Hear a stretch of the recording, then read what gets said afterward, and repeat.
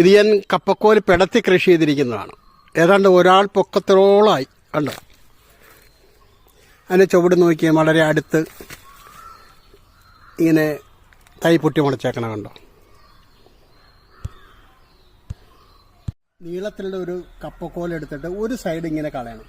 വേണ്ട, ഒരു സൈഡ് കളഞ്ഞിട്ട് നന്നായിട്ട് വാരം കോരി ആ വാരത്തിൻ്റെ നടുക്ക് നമ്മൾ എല്ലുപൊടി, വേപ്പിൻ പിണ്ണാക്ക്, മറ്റ് മിക്സർ വളം, ചാരം തുടങ്ങി എല്ലാ വളങ്ങളും ഇട്ടിട്ട് ഈ കപ്പക്കോലിങ്ങനെ പിടത്തി വെച്ച് ഇങ്ങനെ വെച്ച് അല്പം മണ്ണ് തട്ടിയിട്ട് വെച്ച് കഴിഞ്ഞാൽ ഇതേപോലെ നമുക്ക് കൃഷി ഉണ്ടാക്കാം.